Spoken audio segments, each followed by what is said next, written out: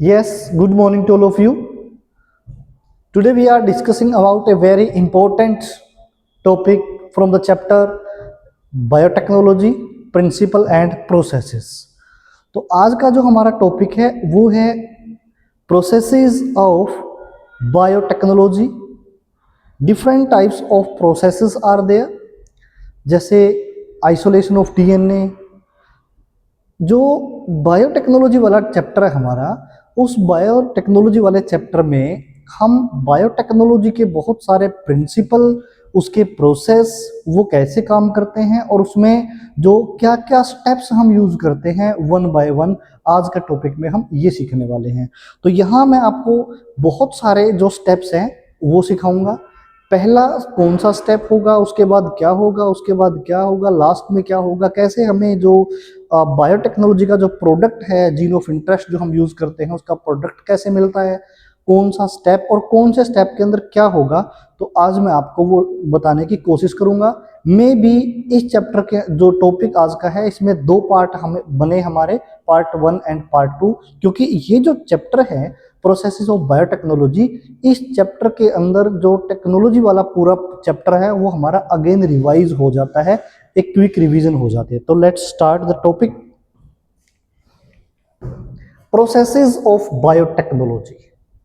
तो सबसे पहले हमारा जो टॉपिक है वो है प्रोसेसेस ऑफ बायोटेक्नोलॉजी. तो टॉपिक है हमारा प्रोसेसेस ऑफ बायोटेक्नोलॉजी.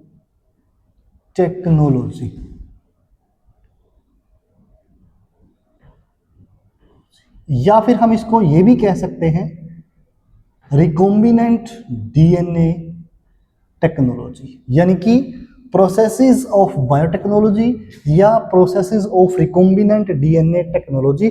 अगर हम इसको बायोटेक्नोलॉजी ना कह के रिकॉम्बिनेंट डीएनए टेक्नोलॉजी कहेंगे तो ये और भी बढ़िया होगा. प्रोसेसेस ऑफ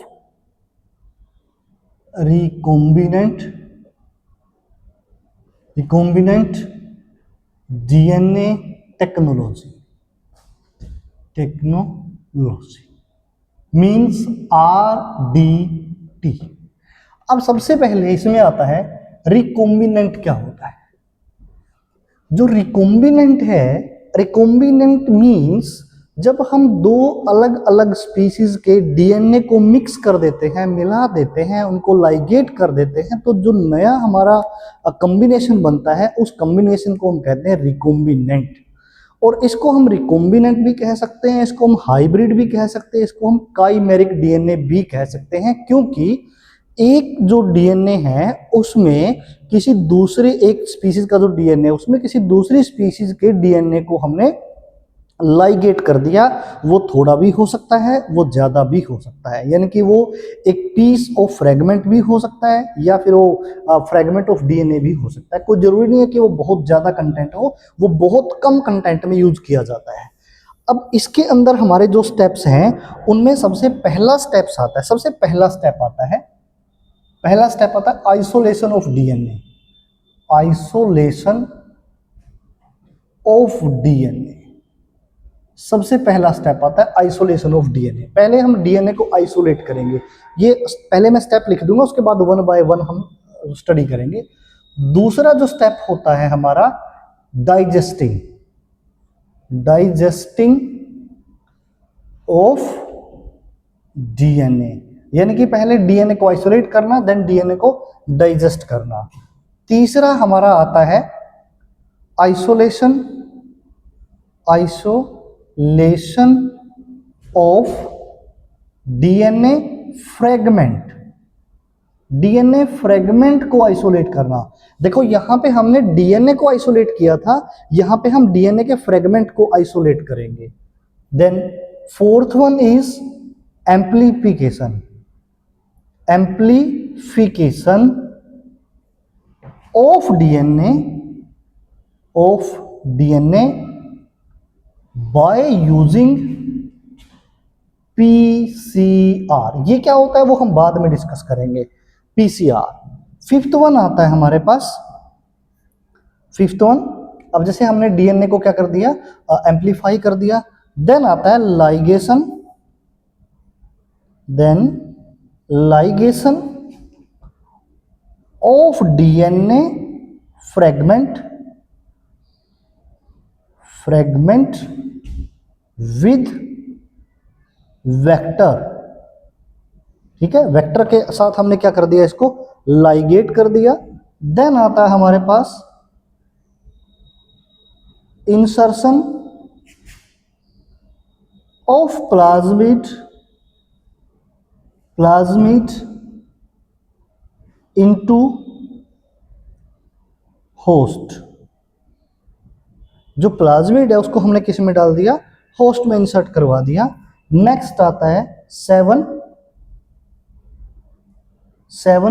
अब ये जब हमने होस्ट के अंदर डाला, हम क्या करेंगे, कल्टीवेट कराएंगे। Means cultivation of host bye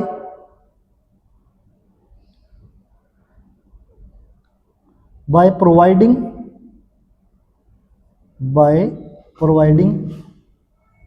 all appropriate condition। ठीक है, नेक्स्ट वन 7। अब हम क्या 8 अब हम क्या करेंगे, इसको कल्टीवेट करवाने के बाद एक्सट्रैक्ट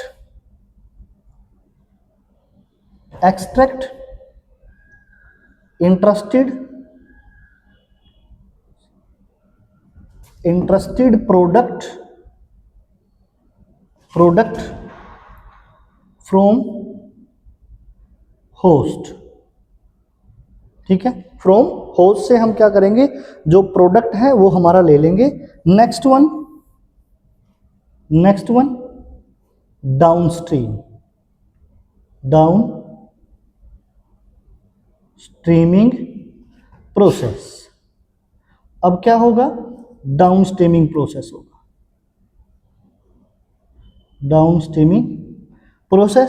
और लास्ट में फिर क्या हो जाएगा,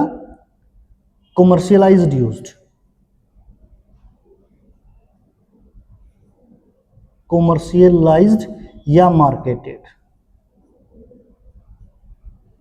ठीक है, ये मार्केट में चला जाएगा। अब हम इसको डिस्कस करते हैं। रिकॉम्बिनेशन जो हमारी टेक्नोलॉजी है, इसमें सबसे पहले हम डीएनए को आइसोलेट करते हैं, डीएनए को निकाला जाता है।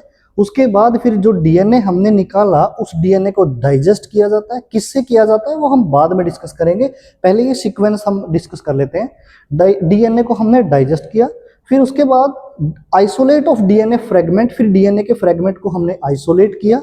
फिर आइसोलेट करने के बाद हमने इसको एम्पलीफाई किया, इंक्रीज किया, इसका साइज बढ़ाया हमने। ठीक है, उसकी कॉपी की, मल्टीपल कॉपी की। फिर उसके बाद हमने ligate of the DNA fragment with the vector के साथ में हमने क्या किया, उसको लाइगेट करवाया, बाइंड करवाया।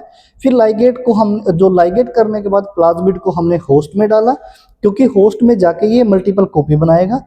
फिर जब होस्ट में हमने इसको डाल दिया, इंसर्ट करवा दिया, फिर हमने होस्ट को कल्टीवेट करवाया, ग्रो करवाया, कल्चर मीडिया में डाला, उसको एप्रोप्रिएट कंडीशन देके। फिर होस्ट क्या करेगा, मल्टीप्लिकेशन करता रहेगा। फिर उसमें हमारा जो इंटरेस्टेड प्रोडक्ट था, जो हमने जीन डाला है, वो हम प्रोडक्ट यहाँ से निकाल लेंगे। उसके बाद डाउन स्ट्रीमिंग प्रोसेस होगी, यानी कि जो प्रोडक्ट निकाया अभी वो यूजेबल नहीं है, वो यूज करने लायक नहीं है, हमारे को फर्दर मॉडिफिकेशन की जरूरत होती है, प्यूरिफिकेशन की जरूरत होती है। वो सारा डाउन स्ट्रीमिंग का प्रोसेस होता है। जब डाउन स्ट्रीमिंग प्रोसेस हो जाती है, उसके बाद फिर जो हमारा जो प्रोडक्ट आया था जीन ऑफ इंटरेस्ट का, उसको हम कॉमर्शलाइज कर देते हैं मार्केट में। तो ये हमारी सीक्वेंस थी। अब हम पढ़ेंगे इसको 1 बाय 1। अब देखो, इसमें सबसे पहले क्या होता है, आइसोलेशन ऑफ डीएनए होता है। देखो, डीएनए को आइसोलेट करने के लिए, अब मैं इसको इरेज कर देता हूं यहां से। अब हम एक एक टॉपिक पढ़ेंगे। आइसोलेशन ऑफ डीएनए, यानी कि डीएनए को आइसोलेट कैसे करना है। ठीक है,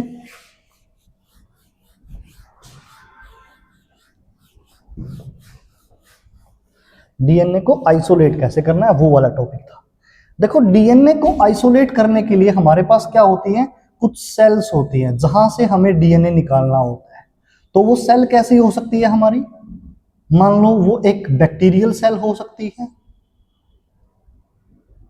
मैं बैक्टीरिया से निकाल सकता हूं डीएनए, या मैं निकाल सकता हूं कहां से, फंजाई से, फंजाई की सेल से या फंगल सेल से, या मैं निकाल सकता हूं इसको प्लांट सेल से।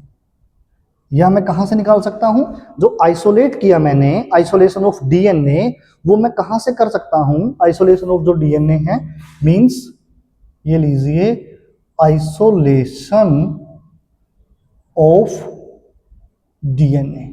तो जो डीएनए आइसोलेशन वाला मेरा जो प्रोसेस था, जो फर्स्ट प्रोसेस था, इसको मैं कहां से लूंगा, या तो बैक्टीरिया से डीएनए ले सकता हूं, या फंजाई से ले सकता हूं, या प्लांट से ले सकता हूं, या ह्यूमन सेल से भी ले सकता हूं।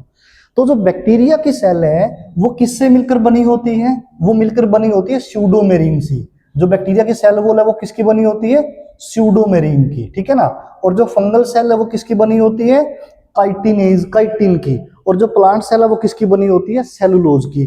तो बैक्टीरिया की जो सेल वॉल है, जो हमारी स्यूडोमेरीन पेप्टाइडोग्लाइकेन की बनी होती है, उसको ब्रेक डाउन करने के लिए मुझे यूज करना पड़ेगा मींस सेल वॉल जो है वो ब्रेक करनी पड़ेगी मुझे। उसके लिए मैं यूज करूंगा लाइसोजाइम। क्या यूज करूंगा मैं उसके लिए, लाइसोजाइम। यानी कि बैक्टीरिया की जो सेल है वो उसकी स्यूडोमेरिन की बनी होती है, और उस स्यूडोमेरिन को डिग्रेड करने के लिए मुझे लाइसोजाइम चाहिए। तो जब लाइसोजाइम में बैक्टीरिया को डालूंगा, बैक्टीरिया में डालूंगा ऊपर से, या बैक्टीरिया को लाइसोजाइम में डालूंगा, तो जो लाइसोजाइम है ये बैक्टीरिया की वॉल को डिग्रेड करके, ठीक है ना, और यहां से क्या आ जाएगा प्लस। अब यहां पे मैं डाल दूंगा प्रोटीज। प्रोटीज क्यों डाला मैंने, क्योंकि इसके अंदर जो एक्स्ट्रा प्रोटीन है उसको डिग्रेड कर दे, ठीक है ना। प्लस मैं क्या डालूंगा इसके अंदर, आरएनएज। क्या डालूंगा इसके अंदर मैं, आरएनएज। तो आरएनए भी डिग्रेड हो गया। अब यहां पर, ठीक है ना, अब यहां पर जो मेरे पास आएगा कंटेंट, वो मेरे पास क्या होगा, डीएनए होगा। उसके बाद फंगल सेल, फंजाई की सेल किसकी बनी होती है, काइटिन की। तो मैं यहां पे क्या यूज करूंगा, काइटिनेज यूज करूंगा। अब ये जो काइटिनेज है ये क्या करेगा, जो फंजाई की सेल है उसको डिग्रेड करेगा। तो जो हमारा डीएनए है वो कहाँ आ जाएगा, बाहर आ जाएगा, क्योंकि सेल वॉल जो क्या होगी, ब्रेक हो गई। उसके बाद हम प्रोटीएज डालेंगे, प्रोटीएज डाल देंगे, प्लस लाइपेज भी डाल दो, बेशक कोई दिक्कत नहीं है, लाइपेज भी डाल देंगे, ठीक है। प्लस आरएनएज डाल दो, प्लस आरएनएज डाल दो, ठीक है ना। फिर क्या आ जाएगा, डीएनए आ जाएगा। अब ये क्यों डाले हैं ये मैं बताऊंगा आपको, बस आप एक बार नोट्स बनाते रहो। उसके बाद क्या हो गया, प्लांट की सेल वॉल किसकी बनी होती है, सेलुलोज की। तो क्या डाल दो, सेलुलेज डाल दो, प्लस प्रोटीएज डाल दो, ठीक है, प्लस लाइपेज भी डाल दो, प्लस आरएनएज भी डाल दो, ठीक है, आरएनएज भी डाल दिया। अब क्या होता है देखो, ये हमने क्यों डाले, लाइसोजाइम हमने इसलिए डाला क्योंकि बैक्टीरिया की सेल वॉल को डिग्रेड करना था। काइटिनेज क्यों डाला, फंजाई की सेल को डिग्रेड करना था। सेलुलेज क्यों डाला, प्लांट की सेल को डिग्रेड करना था। तो ये सेल वॉल डिग्रेड कर दिया। उसके बाद हमने प्रोटीएज क्यों डाला, प्रोटीएज इसलिए डाला क्योंकि इसके अंदर जो सेल मेम्ब्रेन होगी वो तो प्रोटीन की बनी होगी ना, लिपिड की बनी होगी वो, ठीक है ना। तो वो उसको खत्म कर दे, डिग्रेड कर दे उसको, इसीलिए डाला। उसके बाद लाइपेज क्यों डाला, क्योंकि जो प्रोटीन से बने उसके अंदर लिपिड भी तो हो सकते हैं ना, लिपिड की बाइलेयर होती है, तो इसीलिए डाल दिया। आरएनए क्यों डाला, क्योंकि डीएनए के साथ वहां आरएनए भी तो हो सकता है ना। तो अगर वहां पे हमारे को मान लो प्रोटीन हमने डिग्रेड कर दिया, तो आरएनए और डीएनए दोनों हमारे पास आ जाएंगे, लेकिन हमारे को तो क्या चाहिए, डीएनए चाहिए। इसीलिए हमने प्रोटीन को भी खत्म कर दिया यहां से, ठीक है। लाइपेज इसमें भी डाल दो, कोई दिक्कत नहीं है। आरएनएज आरएनए को खत्म कर देगा, और लाइसोजाइम सेल वॉल को खत्म कर देगा। इसीलिए ये सारे एंजाइम डालने के बाद हमारे पास क्या आता है, हमारे पास आता है इन सभी का, क्या आता है हमारे पास, इनका, हमारे पास इन सभी का डीएनए हमारे पास आ जाता है। और डीएनए हम देख नहीं सकते नेक्ड आई से, डीएनए हमारे को दिखेगा नहीं, तो इसीलिए हम इसके अंदर क्या डालते हैं, इसके अंदर चिल्ड इथेनॉल डालते हैं। क्या डालते हैं इसके अंदर, चिल्ड इथेनॉल। जो चिल्ड इथेनॉल डालेंगे ना, इससे क्या हो जाएगा, चिल्ड इथेनॉल डालने से हमारा जो डीएनए है इसके प्रेसिपिटेट बन जाएंगे, प्रेसिपिटेट बन जाएंगे। प्रेसिपिटेट मींस ये एक जगह पे इकट्ठा हो जाएगा, कंसंट्रेटेड टाइप का हो जाएगा, ठीक है ना। इसको बोलते हैं डीएनए स्पूलिंग, डीएनए स्पूलिंग। तो डीएनए स्पूलिंग क्या होती है, जब हम डीएनए के अंदर चिल्ड इथेनॉल डालते हैं तो जो डीएनए है वो प्रेसिपिटेट की फॉर्म में आ जाता है, इसको बोलते हैं डीएनए स्पूलिंग। तो इस तरीके से हमारे पास जो डीएनए है वो आइसोलेट हो जाता है। तो डीएनए क्या हो गया यहाँ पर, आइसोलेट। तो ये हमारा फर्स्ट स्टेप कंप्लीट हो गया, यानी कि जो आइसोलेशन ऑफ डीएनए वाला स्टेप है वो हमारा इस तरीके से कंप्लीट होता है। पहले जिसका डीएनए निकालना है वो हमने सेल लिया, उस सेल की जो सेल वॉल है उसको डिग्रेड करने वाला एंजाइम लिया, प्लस प्रोटीएज लिया, लाइपेज लिया, आरएनएज लिया, जो हमारी सेल के सारे कंटेंट को डिग्रेड कर देता है, किसको, डीएनए को छोड़ के। तो इसीलिए हमारे को क्या मिलेगा, डीएनए मिलेगा। डीएनए हमें ऐसे इजीली अवेलेबल नहीं होता, दिखता नहीं है, आप देख नहीं सकते उसको, इसीलिए हमने उसके अंदर क्या डाला, चिल्ड इथेनॉल डाला, जिससे हमारा जो डीएनए है वो किसकी फॉर्म में आएगा, प्रेसिपिटेट की फॉर्म में आ गया, और वो उसके थ्रेड लाइक स्ट्रक्चर बन गए, जो बाहर इकट्ठे हमारे को ऊपर दिखते हैं, वो फ्लोटिंग टाइप से दिखता है, तो उसको बोलते हैं डीएनए स्पूलिंग। तो सबसे पहला जो स्टेप था हमारा वो यहाँ पे कंप्लीट होता है, आइसोलेशन ऑफ डीएनए कंप्लीट हो गया। नेक्स्ट आता हमारे पास डाइजेशन, ये मैं इसको इरेज कर रहा हूं। नेक्स्ट जो स्टेप है वो आता हमारा डाइजेशन ऑफ डीएनए। अब देखो जो डीएनए है हमारा, अब ये डीएनए क्या हो गया, ये तो आइसोलेट हुआ है ना, हमने डीएनए निकाला है। अब इस डीएनए का पूरा पोर्शन हमारे पास आया है, तो हम उस पूरे के पूरे पोर्शन में जो दूसरा स्टेप हमारा होता है डाइजेशन। डाइजेशन यहां पे मैं लिख रहा हूं, इसका जो दूसरा स्टेप होता हमारा डाइजेशन ऑफ डीएनए। देखो अभी डीएनए का काम चल रहा है, डीएनए का जो डाइजेशन है अभी वो करना है, यानी कि हमने अपना जो डीएनए है जो हमें चाहिए उसको अभी निकालना है, ठीक है ना। जो डीएनए का फ्रेगमेंट हमें चाहिए ना वो अभी निकला नहीं है, अभी तो पूरा डीएनए है हमारे पास, लेकिन पूरा डीएनए जो हमारा almost haploid 3 billion base pair का है वो पूरा हमारे किसी काम का नहीं है। हमारे तो काम का है उसका कोई बेस पेयर, कोई 10 base pair, 20 base pair, 50 base pair, 1000 base pair, उन मिलियंस ऑफ बेस पेयर में से तो हमारे कुछ बेस पेयर काम के होते हैं, कुछ 100 काम के हो सकते हैं, तो हमें वो कुछ बेस पेयर ही निकालने हैं, ठीक है, जिसको आप बोलोगे जीन ऑफ इंटरेस्ट। तो जो डाइजेशन ऑफ एंजाइम है उसके लिए हमारे पास एक एंजाइम होता है, डाइजेशन ऑफ डीएनए के लिए एक एंजाइम होता है, उसका नाम होता है न्यूक्लियेज। क्या नाम होता है उसका, न्यूक्लियेज, ठीक है ना, यानी कि digestion of DNA bye nuclease. क्या होता है, न्यूक्लियेज एक एंजाइम होता है, और ये जो न्यूक्लियेज है ना, ये न्यूक्लियेज, ठीक है, ये दो टाइप का होता है, ठीक है ना, इसको हम न्यूक्लियेज कह लो, या फिर इसको तुम रेस्ट्रिक्शन, ठीक है ना, रेस्ट्रिक्शन एंजाइम कह लो इसको, ठीक है ना, रेस्ट्रिक्शन एंजाइम कह लो। ये रेस्ट्रिक्शन एंजाइम होते हैं, और ये रेस्ट्रिक्शन एंजाइम जो हमारे डीएनए को ये कट कर देते हैं, डीएनए को कट करने का काम इनका होता है, और इसीलिए क्योंकि डीएनए को कट करते हैं इसीलिए रेस्ट्रिक्शन एंजाइम नोन एज, क्या कहा जाता है इनको, मोलिक्यूलर सीजर। इनको मोलिकुलर सीजर कहा जाता है, कैंची कहा जाता है, क्योंकि ये हमारा जो डीएनए जो मोलिकुलर लेवल पे है ना उसको कट करने का काम करते हैं, इसीलिए इसको कहा जाता है मोलिकुलर सीजर। तो याद रखना क्वेश्चन आता है। तो रेस्ट्रिक्शन एंजाइम दो टाइप के होते हैं, एक होता है आपका एंडोन्यूक्लियेज, एंडोन्यूक्लियेज एंजाइम, और एक होता है एक्सोन्यूक्लियेज, एक होता है एक्सोन्यूक्लियेज। देखो एंडोन्यूक्लियेज और एक्सोन्यूक्लियेज, एक्सोन्यूक्लियेज और एंडोन्यूक्लियेज एक्चुअली में ये दोनों रेस्ट्रिक्शन एंजाइम या दोनों का काटने का काम होता है, लेकिन कौन कहां से काटता है इसके बेस पे हमने इनको दो पार्ट में डिवाइड किया। एंडो अंदर से, एक्सो बाहर से, मींस कॉर्नर से। तो ये जो एंडोन्यूक्लियेज एंजाइम है ये क्या करेगा, cut the DNA between two and, ठीक है, बिटवीन टू एंड लिखो या बिटवीन देयर एंड्स लिखो, कोई दिक्कत नहीं है, बिटवीन देयर एंड्स, ठीक है, इसके जो दो एंड हो गए डीएनए के, तो उन दोनों एंड के बीच में से काटेगा, एंड के ऊपर काम नहीं करता है, इसलिए इसको बोला जाता है एंडोन्यूक्लियस। यानी कि जो डीएनए के जो अंदर का पोर्शन होता है, सपोज करो ये मेरा डीएनए हो गया, तो एक तो कॉर्नर ये हो गया, दूसरा कॉर्नर ये हो गया।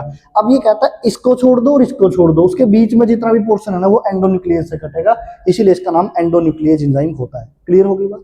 दूसरा पॉइंट इसमें, it break sugar phosphate, it break sugar phosphate bond. ठीक है, जो सुगर और फॉस्फेट के बीच में बॉन्ड होता है ना बैकबोन में, ये उसको ब्रेक करता है कौन? एंडोन्यूक्लियस। क्यों करता है? क्योंकि देखो अब ये डबल स्ट्रैंडेड डीएनए हो गया, ठीक है ना, ये इसके कॉर्नर हो गए, ये इसका कॉर्नर, ये इसका कॉर्नर, ये इसका कॉर्नर, ये इसका कॉर्नर। अब ये बैकबोन हो गई, ये बीच में नाइट्रोजनस बेस हो गए। अब ये जो है ना ये यहां पे आके एक्ट करता है इस वाले पोर्शन पे, इस वाले पे। ये तो बैकबोन है ना किसकी बनी हुई, ये मान लो अगर ये शुगर है, फॉस्फेट है, शुगर फॉस्फेट शुगर, तो इसीलिए शुगर फॉस्फेट के बॉन्ड को क्या करता है? ब्रेक करता है, इसीलिए। क्लियर हुई बात। नेक्स्ट वन, अब जो ये एंडोन्यूक्लियस है, इनके एग्जांपल की हम बात कर लेते हैं। एंडोन्यूक्लियस के एग्जांपल ये आता है, एक तो साल1, PVU1, PVU2, बाम H1, एक आता है हमारा क्ले1, क्ले1, दूसरा आता है हमारे पास क्ले1 हो गया, साल1 हो गया, PV1, उसके बाद आता है हमारे पास हाइंड 2 आ गया, उसके बाद हमारे पास आता है हाइंड 3 आता है, और एक हमारे पास आता है इको R1। ये रेस्ट्रिक्शन एंजाइम है हमारे। देखो साल1 एक रेस्ट्रिक्शन एंजाइम, PVU1 एक है, PVU2 अलग से, बाम H1 अलग से, क्ले1 अलग से, हाइंड 2 अलग से, हाइंड 3 अलग से, इको R1 अलग से। ये हमारे पास वो रेस्ट्रिक्शन एंजाइम है जिनको हम यूज करते हैं। क्लियर हुई बात। दूसरा, अब इसके अंदर एक हाइंड 2 नाम का एंजाइम है, ये वाला ये हाइंड 2 वो एंजाइम है जिसकी डिस्कवरी सबसे पहले हुई थी। यानी कि हाइंड 2 वो एंजाइम है, वो रेस्ट्रिक्शन एंजाइम है जिसकी डिस्कवरी सबसे पहले हुई थी। क्लियर हुई इतनी बात। दूसरी, मैं इसको यहां से इरेज कर देता हूं। दूसरा क्या होता है, इनमें दे या these are cut DNA sequence at specific site, ठीक है ना। अब ये कहता है कि जो ये होते हैं हमारे एंडोन्यूक्लियस एंजाइम होते हैं, ये डीएनए को एक स्पेसिफिक साइट से ही कट करेंगे, किसी भी मतलब रैंडमली कहीं भी ये कट नहीं लगाएंगे। तो इनकी अपनी खुद की एक साइट होती है जहां पर ये उसको पहले उसको रीड करते हैं पूरे डीएनए को, उसके बाद उनकी खुद की जो सीक्वेंस होती है वहां पे जाके अटैच होते हैं, देन वो कट करते हैं। और उस साइट का नाम क्या होता है? Recognition site.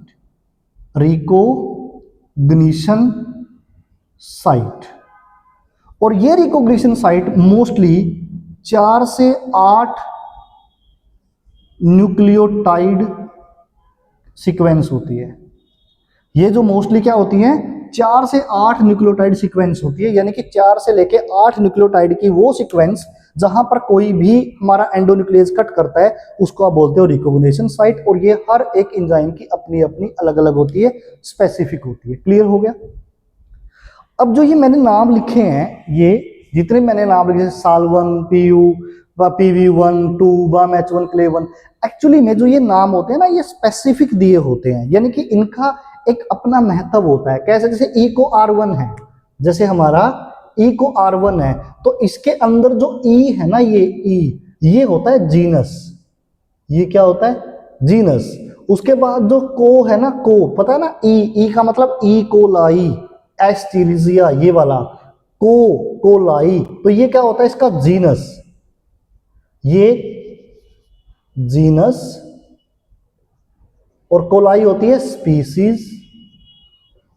ठीक है। उसके बाद आता है आर, आर मीन्स स्ट्रेन, और आई ये जो नंबर है ये बताता है आपका नंबर ऑफ एक्सट्रैक्शन। ये ऐसे होता है ये, ठीक है। तो genus E means Escherichia coli, R strain का पहले नंबर पे निकाला हुआ इंजाइम है, इसीलिए इसका नाम क्या रखा हमने, इको R1 रखा। क्लियर हो गया। तो ऐसे होता है। और अगर मैं बात करूं इको R1 की, अगर मैं इस इको R1 की बात करूं ना, इस इको R1 की, तो इसकी जो रिकॉग्निशन साइट होती है ना, वो होती है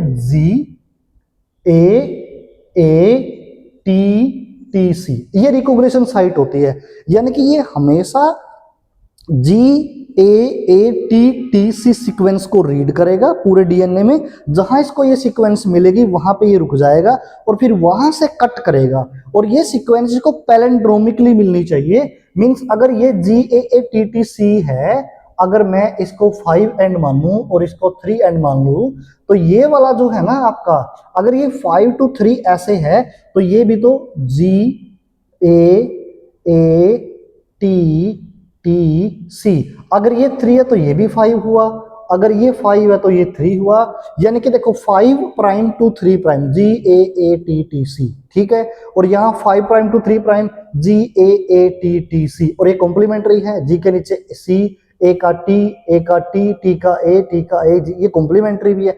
तो ऐसी कोई सीक्वेंस जो आगे और पीछे से पढ़ने पर, यानी कि ऐसे पढ़ने पर ये कह लो, या फिर एक 5 to 3 या 3 to 5 पढ़ने से अगर उसकी सीक्वेंस सेम आती है तो उसको बोलते हैं पैलेंड्रोमिक सीक्वेंस। क्लियर हो गया। जैसे यहाँ पे हमारा GAATTC है, ये हो गया। जैसे नितिन का एग्जांपल लेता हूं मैं, नितिन, नितिन, नितिन क्या है, नितिन, देखो नितिन, NITIN, यहां से पढ़ो NIT, ये भी नितिन है, यहां से पढ़ो ये भी नितिन है, तो ये पैलेंड्रोमिक सीक्वेंस है। अगर मैं बात करूं, इसको मैं इरेज कर देता हूं, दूसरी मैं ले लूं, एंड मैडम, एंड ले लेता हूं, and AND, and madam MADAM, and madam DNA अगर मैं ले लूं, देखो अगर कोई इस टाइप की सीक्वेंस हो तो देखो यहां से पढ़ो एंड मैडम DNA, और यहां से पढ़ो AND, एंड MADAM DNA, यानी कि यहां से भी सेम सीक्वेंस आ गई। एंड मैडम DNA यही से आएगा, एंड मैडम DNA उस साइड से आएगा, ये भी पैलेंड्रोमिक है। या फिर मैं एक वर्ड यूज कर लेता हूं मलयालम, जैसे MALYALAM, मलयालम, यहां से पढ़ो देखो इस साइड से मलयालम, इस साइड से पढ़ो मलयालम। तो ये दोनों साइड से सीक्वेंस को रीड करने में सेम यूज होता है या सेम सीक्वेंस आता है, इसको बोलते हैं हम पैलेंड्रोमिक सीक्वेंस, ठीक है ना। लेकिन इसका यहाँ पे ना ये दोनों वर्ड में थी, जैसे यहाँ पे ना GAATTC, तुम सोचो कहीं देखो GAATTC है ना, आप यहाँ से पढ़ो CT, ये तो पैलेंड्रोमिक नहीं, ये डबल स्टैंडर्ड DNA के लिए कही गई है। यानी कि अगर तुम इसको 5 से 3 पढ़ते हो ना GAATTC, तो नीचे वाले को भी 5 से 3 पढ़ के देखो ना, देखो GAAT, ये हो गई ना सेम, तो ये पैलेंड्रोमिक सीक्वेंस होती है। क्लियर हो गया। अब जो हमारा इको R1 है, ये हमेशा कट लगाता है between the G and A। कहां पे कट लगाता है? Between the G and A। तो G कहां है? ये देखो ये रहा, और G कहां है? ये रहा। तो इनके बीच में कट लगाता है ऐसे। तो जब ये इनके बीच में कट लगेगा तो ये वाली जो सीक्वेंस है ये अलग रह जाएगी, ये वाली सीक्वेंस जो है अलग रह जाएगी। तो ये इस तरीके की स्ट्रक्चर बन जाती है ऐसे, ठीक है ना। तो ये कौन से एंड बनाते हैं? स्टिकी एंड बनाते हैं, कोहेसिव एंड बनते हैं। क्लियर हो गया, जो एक दूसरे के ऊपर ओवरलैप करते हुए जाते हैं। तो ये हो गया हमारा एंडोन्यूक्लिएज एंजाइम के लिए, ठीक है। और ऐसे ही हर किसी की अपनी एक सीक्वेंस होती है, ठीक है। नेक्स्ट आ गया हमारा एक्सोन्यूक्लिएज एंजाइम, एक्सोन्यूक्लिएज। अब जो एक्सोन्यूक्लिएज एंजाइम है ये क्या होते हैं? ये cut the DNA at end, ठीक है ना। एंड यानी कि ये वाला यहां से कट कर सकते हैं, यहां से, लेकिन ये बीच में से कट नहीं करेंगे, ठीक है। तो ये आपके क्या हो जाते हैं? एक्सोन्यूक्लिएज एंजाइम हो जाते हैं। क्लियर हो गया। तो यहां पर जो हमारा DNA था, हमने मान लो DNA के अंदर कोई भी स्पेसिफिक जो हमारा एंडोन्यूक्लिएज एंजाइम है वो डाल दिया। तो मान लो मैंने SAL1 डाला तो इसकी अपनी सीक्वेंस तो यहां से काटेगा। इको R1 वाला एग्जांपल अच्छा है, वो ले लेते हैं क्योंकि वो NCERT में है। तो इसको जब मैं इको R1 को डालूंगा तो जितनी भी साइट मेरे डीएनए के अंदर GAATTC वाली होंगी, ये सभी साइट को काट देगा। तो वो ऐसी एक साइट हो वो भी कटेगी, अगर 1,00,000 साइट है तो भी कटेगी, 1,000 साइट है तो वो भी कटेगी, वो सारी साइट को कट कर देगा। और सारी साइट को कहां से कट करेगा? GAATTC पहले इस सीक्वेंस को वो रीड करेगा, स्टडी करेगा, जहां सीक्वेंस मिलेगी उसके बीच में G एंड A के बीच में, यानी कि जैसे G और A के बीच में यहां से एक कट लगा देगा। तो कट लगाने के बाद ये इस टाइप का रह जाएगा, ये ऐसा रहेगा, देखो ये ऐसा रह जाएगा G, और यहां से ये GAATTC, ये 3 एंड, ये 5 एंड, और यहां पर जो नीचे वाला पोर्शन यहां पे क्या रहेगा? C, इसको अलग कर लेता हूं मैं थोड़ा सा, ये लो G, और ये 5 एंड यहां पे रहेगा इसका 3 एंड पे CTTA, और इसका G नीचे रह जाएगा। ठीक है ना, ये इस तरीके से होगा, यानी कि ये इसके ऊपर ओवरलैप करेगा, ये इसके ऊपर ओवरलैप करेगा, तो ये इस तरीके से काटा उसने, देखो इस तरीके से काटा। ठीक है ना, और अगर तुम इसको बैंड करना चाहोगे, मतलब मिलाना चाहोगे, इसको बॉन्ड बना, तो इसको ऐसे ऐसे कर दो, ये इसके साथ मिल जाएगा, ये इसके साथ मिल जाएगा, तो एक बढ़िया सा बॉन्ड बन जाएगा। तो ये स्टिकी एंड होते हैं, क्या होते हैं? ये स्टिकी एंड होते हैं, ये काफी स्ट्रॉन्ग होते हैं। क्लियर हुआ? डीएनए को हमने कैसे कट किया? तो हमारा जो डीएनए है वो हमने कट कर लिया। अब इस डीएनए को कट करने के बाद अब हम क्या करेंगे? इस डीएनए को आइसोलेट करेंगे, इस डीएनए के फ्रेगमेंट को, क्योंकि देखो अभी हमने डीएनए को कट किया है with the help of restriction enzyme. तो जब रेस्ट्रिक्शन एंजाइम से हमने डीएनए को कट कर दिया, अब वो तो डीएनए रहा नहीं, अब तो वो डीएनए के फ्रेगमेंट बन गए। अब हम उन फ्रेगमेंट को क्या करेंगे? निकालेंगे, एक्सट्रैक्ट करेंगे। यानी कि नेक्स्ट जो हमारा थर्ड है, isolation of DNA fragment,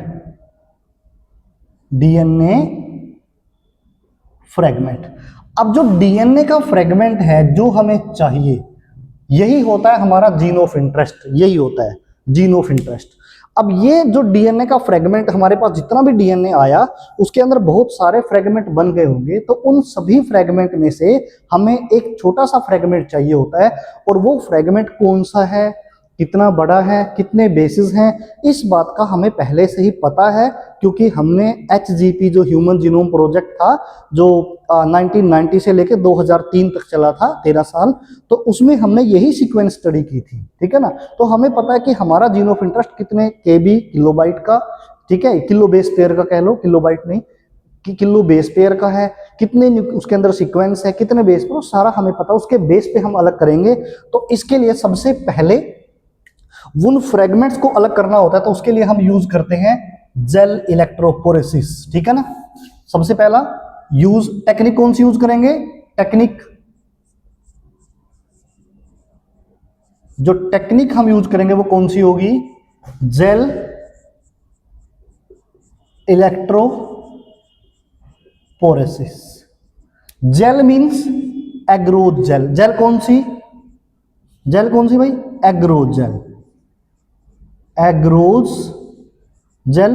electro means electricity, pore means pore, यानी कि जेल, एग्रोज जेल का यूज करके, एग्रोज जेल के अंदर इलेक्ट्रिसिटी का यूज करके जो पोर्स होते हैं, होल्स होते हैं, वहां से डीएनए के फ्रेगमेंट पास करवाएंगे, और इससे हमारे डीएनए के फ्रेगमेंट जो है ना, वो अलग अलग सीक्वेंस में, अलग अलग लाइन में मिल जाएंगे, जो हमारा होगा वो वहां से पिकअप कर लेंगे। अब देखो जो जेल इलेक्ट्रोपोरेसिस है वो किस टाइप की होती है? अब जेल इलेक्ट्रोपोरेसिस के लिए हमारे पास एक मशीन होती है, हमारे पास क्या होती है? एक मशीन होती है, ये मशीन है। इस जेल इलेक्ट्रोपोरेसिस जो मशीन है, इसके अंदर क्या होते हैं? सबसे पहले हम क्या करते हैं? इसके अंदर जेल फिल करते हैं, जो एग्रोज जेल है ना, वो इससे फिल कर लेंगे, वो इसी टाइप की होती है। अब हमने क्या कर दिया, इसके जेल वो ना उसको थोड़ा सा गर्म करते हैं, उसके अंदर हम जेल फिल करते, तो जैसे हमने जेल फिल कर दी, साथ में हमारे पास एक कोम होता है, कंघा जैसे होता है ना, इस टाइप का होता है, और वो हम यहाँ पे लगाते हैं।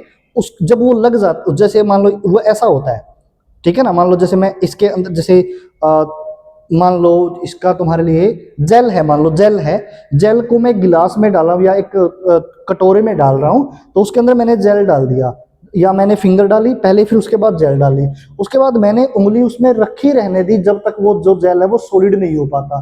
अब जेल क्या हो गया, सॉलिड। अब मैंने उंगली, अब क्या होगा उसके अंदर, जो मेरी उंगली थी उनके गड्ढे वही बन गए, इसलिए इसके अंदर जो वेल्स बनते हैं ना वो ऐसे ही बनते हैं। ठीक है, तो यहां पर क्या होते हैं, इसके इसके होते हैं वेल्स। क्या होते हैं यहाँ पर, वेल्स, गड्ढे होते हैं। ठीक है ना, खाली स्पेस होता है। इन खाली स्पेस के अंदर जो हमारा डीएनए होता है, जो हमारा डीएनए के फ्रेगमेंट थे, उन फ्रेगमेंट को लोड किया जाता है, तो इसको हम क्या बोलेंगे, वेल्स। ये होते हैं वेल्स। ठीक है, तो इन वेल्स के अंदर क्या करेंगे, load DNA fragment by micro pipette. ठीक है, माइक्रोपिपिट को यूज करेंगे हम। ठीक है, माइक्रोपिपिट जैसे हमारा इंजेक्शन होता है ना, इंजेक्शन जो लगाते हैं डॉक्टर, उस टाइप की माइक्रोपिपिट होती है, उसको हम ऐसे यूज करके, और जो हमारा डीएनए है, फ्रेगमेंट वाला डीएनए, वो इसके अंदर हम लोड कर देते हैं। तो हमारा डीएनए क्या हो गया, यहाँ पर ये लोड हो गया। तो ये हमारा डीएनए लोड हो गया, इसको मैं इरेज कर देता हूँ यहाँ से। तो हमारा जो डीएनए है ये वेल्स है। ठीक है, वेल्स। ठीक है, हमारा डीएनए यहाँ पे क्या हो गया, लोड हो गया। ठीक है, तो जब हमारा डीएनए इसके अंदर लोड होता है, अब हम क्या करते हैं, जैसे ये डीएनए यहाँ पे लोड हुआ ना, तो ये होता है हमारा नेगेटिव चार्ज, और अपोजिट होता है हमारा पॉजिटिव चार्ज। इसको हम कहते हैं कैथोड, इसको हम कहते हैं एनोड। एनोड पॉजिटिव को कहते हैं। अब क्या हो जाएगा, जब हम इसको इलेक्ट्रिसिटी पास करवाएंगे, ठीक है, जब हम इसको इलेक्ट्रिसिटी पास करवाएंगे तो क्या होगा, इलेक्ट्रिसिटी पास करवाने से जो हमारा डीएनए है वो भी कैसा होता है, नेगेटिव चार्ज डीएनए होता है। डीएनए कैसा होता है, नेगेटिव चार्ज एंड एसिडिक होता है हमारा डीएनए। ठीक है, तो जब नेगेटिव चार्ज डीएनए वो कहां जाएगा, अपोजिट चार्ज की तरफ मूव करेगा। तो यहां से हमारा जो डीएनए है वो मूव करना स्टार्ट कर देता है। कहां मूव करना स्टार्ट करेगा, टुवर्ड्स द एनोड, यानी कि टुवर्ड्स द पॉजिटिव चार्ज। तो नेगेटिव से पॉजिटिव की तरफ, यानी कि नेगेटिव से पॉजिटिव की तरफ हमारा जो डीएनए है वो मूव करता है। डीएनए मूव कर गया। अब क्या होगा, अब डीएनए का जो सबसे छोटा पार्ट होगा वो तो जल्दी इजीली यहां से निकल के भाग जाएगा। तो सबसे छोटा पार्ट आपको मिलेगा कहां, इसके ऊपर। उससे थोड़ा सा बड़ा, जो थोड़ा सा मुश्किल से आएगा, धीरे धीरे आएगा, वो आपको मिलेगा यहां। उससे थोड़ा सा जो बड़ा पार्ट होगा वो मिलेगा यहां। सब उससे बड़ा पार्ट कहां मिलेगा, यहां। और सबसे बड़ा पार्ट कहां मिलेगा, यहां मिलेगा। यानी कि जो एनोड के बिल्कुल पास में सबसे छोटा पार्ट मिलेगा, क्योंकि डीएनए का वो फ्रेगमेंट जो बहुत छोटा है, लाइट इन वेट है, राउंड इन शेप है, ऑलमोस्ट राउंड इन शेप है, वो सबसे पहले सबसे फास्ट मूव करता है और सबसे पहले वो एनोड के पास आता है। तो अगर मैं इसको मान लो लाइन 1 मानूं, इसको 2, इसको 3, इसको 4 और इसको 5, तो जो 1 वाली लाइन है जो एनोड के पास है, उसके अंदर सबसे छोटे बेस पेयर होते हैं, बिल्कुल हल्के वाला डीएनए फ्रेगमेंट्स में कम बेस पेयर होते हैं। उससे बड़ा, उससे बड़ा, उससे बड़ा, उससे बड़ा। ठीक है, सबसे बड़ा यहाँ पे होता है क्योंकि वो बड़ी मुश्किल से चल रहा होता है, काफी हैवी डीएनए होता है वो। ठीक है ना, तो वो ज्यादा मूव नहीं कर पाता, इसीलिए वो यहाँ पर वेल्स के पास आपको मिलेगा।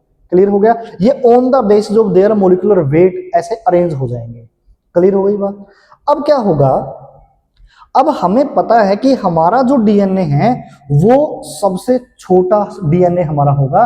तो सबसे छोटा डीएनए तो हमारा इसमें मिलेगा। तो अब हम इनमें से हमारा कोई भी एक जो डीएनए है वो सेलेक्ट कर लेंगे, यानी कि ये जितने भी डीएनए के फ्रेगमेंट है ना, इन सभी डीएनए के फ्रेगमेंट को हम सेलेक्ट करेंगे।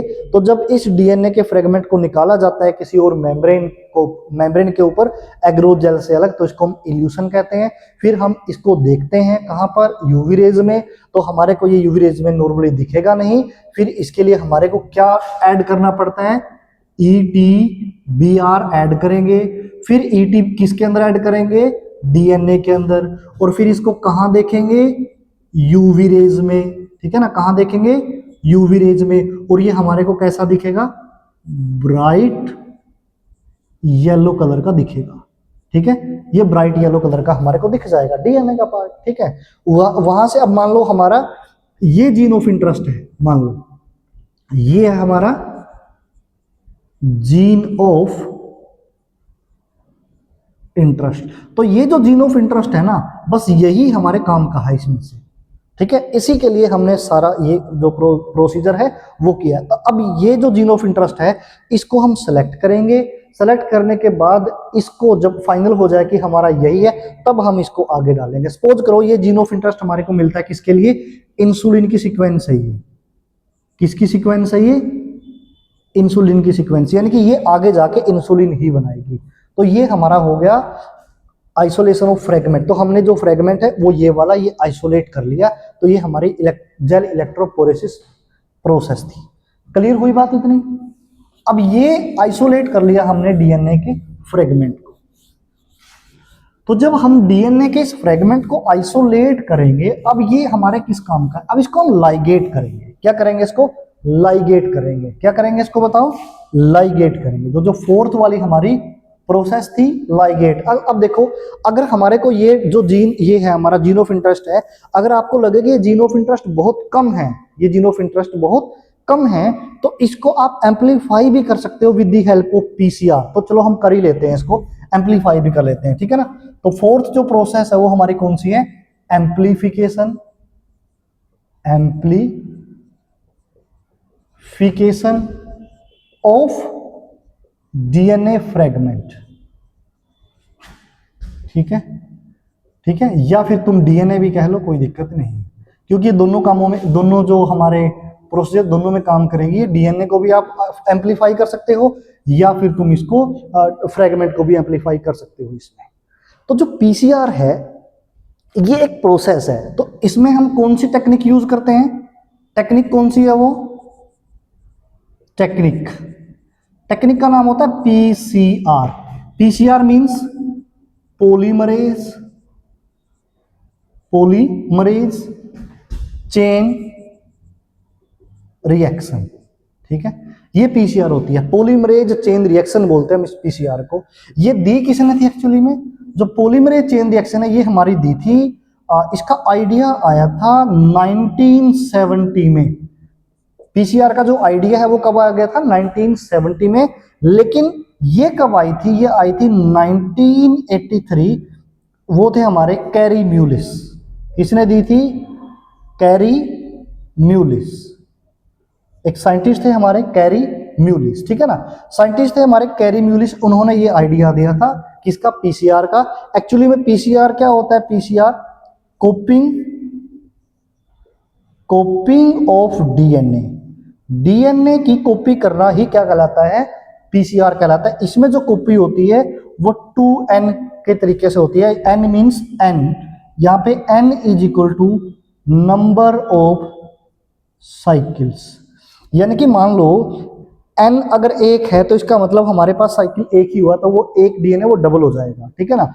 अगर साइकिल दो है तो वो दो का डबल तीन, यानी कि जितने हम साइकिल करेंगे ना उसको दो की पावर रखते रहेंगे, ठीक है। इससे क्या हो जाएगा, अगर हम 30 साइकिल करें, कितने करें हम, 30 साइकिल करें, तो 2 की पावर क्या हो जाएगी, 30। तो हमारे पास 1 बिलियन कॉपी हो जाएगी उस पर्टिकुलर डीएनए की। कितनी कॉपी हो जाएंगे हमारे पास, 1 बिलियन कॉपी हो जाएंगे। ये इतना फास्ट काम करता है। इसमें हमारा जो डीएनए की कॉपी होने की जो स्पीड है वो विद इन मतलब few minutes and few hour होती है।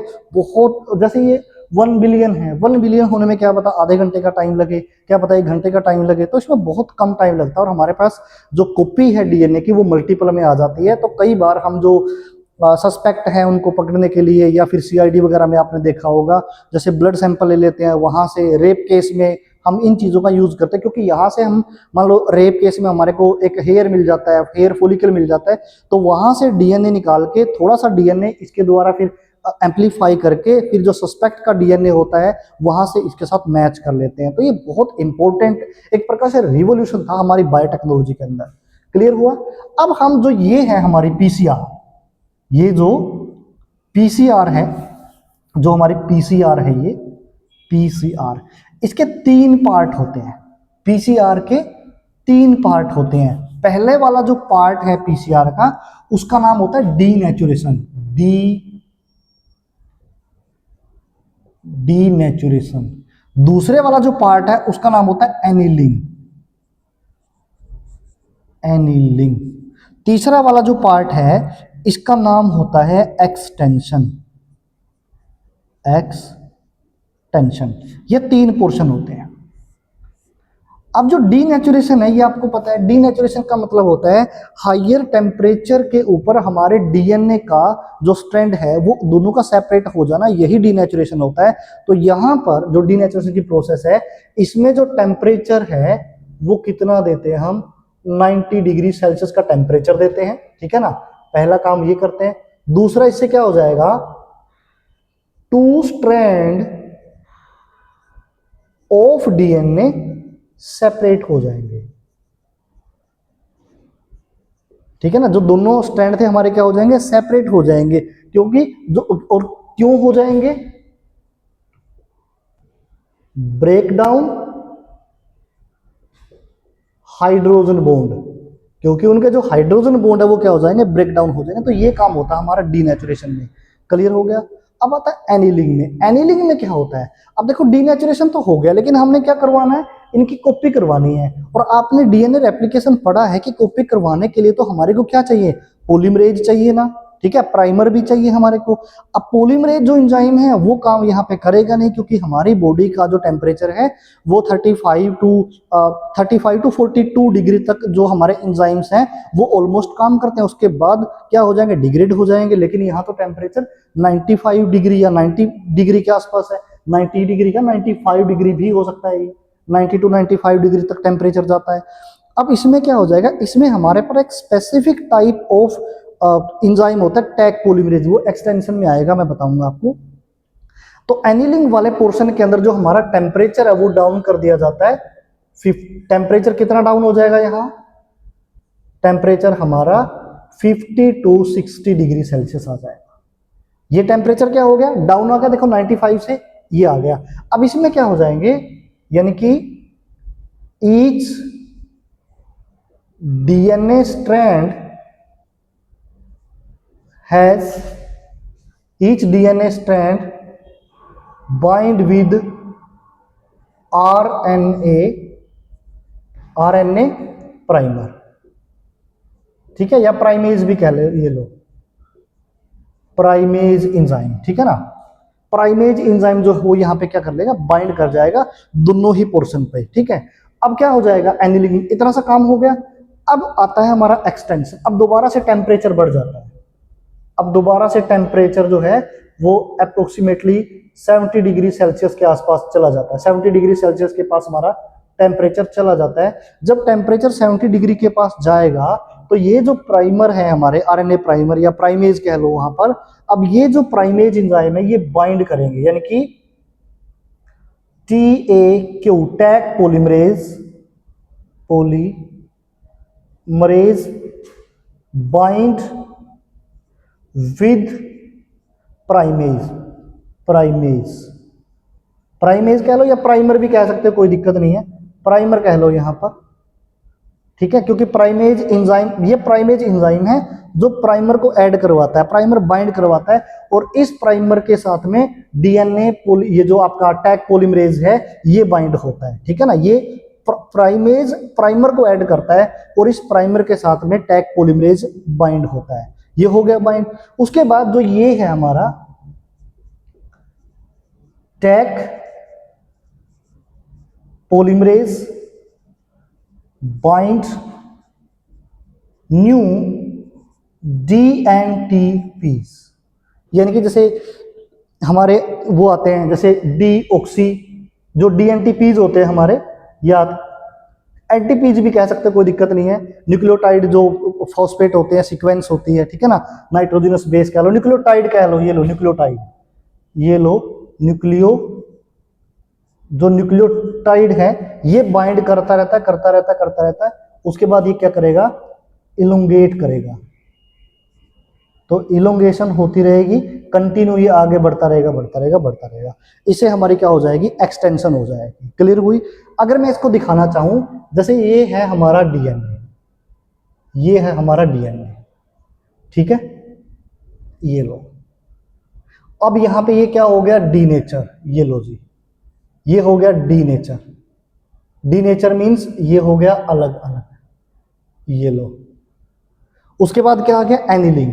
एनिलिंग में क्या हो गया, अगर ये 5 है तो ये 3 है, ठीक है, और ये लो, अगर ये 3 है तो ये 5 है और ये 3 है। यहां भी 5 डैश 3 डैश या फिर 3 dash 5 dash prime, 5 prime 3 prime. अब ये यहां पर क्या था हमारा, यहां पर, ठीक है, इस वाले पोर्शन के ऊपर 5 ये, ठीक है, यहाँ पे जैसे 3 है तो यहाँ पर जो नया पोर्शन आएगा वो क्या आएगा, वो तो 5 ही आएगा। तो यहाँ पर है ना, यहाँ पर ऐड हो जाता है हमारा प्राइमर, यहाँ पर ऐड होता है प्राइमर, ठीक है ना। जो जो प्राइमर ऐड होगा वो फिर कहाँ जाएगा, वो ऐसे चलता रहेगा। तो यहाँ पे मैं प्राइमर ऐड कर रहा हूँ, बस ये हो गया। अगर यहाँ ये 3 है तो इसके आगे क्या बनेगा, 5, तो यहाँ पर क्या ऐड हो जाएगा, यहाँ पर प्राइमर, ठीक है ना, यहाँ पर भी प्राइमर। ये होता है एनिलिंग में। उसके बाद आता है एक्सटेंशन में, क्या होता है, सेम चीज होती है, यही देखो, अगर ये हमारा 5 है तो ये हमारा 3 एंड है, और अगर ये हमारा 3 एंड है तो ये हमारा 5 एंड है। अगर ये 5 एंड है तो ये 3 इसके नया कहाँ बनेगा, यहाँ पे बनेगा। तो ये सीक्वेंस ऐसे बनती रहती है, कंटिन्यू कंटिन्यू चलती रहती है। अगर यहाँ पर 5 है तो ये 5 से 3 तक बनती रहती है। और जो एंजाइम यहाँ पे होता है वो आपको पता कौन सा होता है, टैक ये वाला, ठीक है ना, टैक वाला, टैक पॉलीमरेज, ये ऐसे बनती है। उसके बाद थोड़ी देर बाद क्या हो जाएगा, इसकी भी सीक्वेंस पूरी बन जाएगी, ठीक है, और इसकी भी सीक्वेंस पूरी बन जाएगी। ये नाइट्रोजनस बेस बना लो, दिखने में अच्छा लगेगा, ये नाइट्रोजनस बेस बन गया, ये लो, ठीक है, बन गया। अब ये हमने यूज किया था, ये टेम्पलेट था हमारा, टेम्पलेट, ठीक है ना, ये टेम्पलेट था। अब इस टेम्पलेट के आगे देखो कितने सीक्वेंस बन गए, एक तो ये बन गया, एक ये बन गया, ठीक है ना, 2 बन गए ना। एक ये सीक्वेंस देखो, ये भी वो बन गया डबल स्टैंड, ये भी बन गया।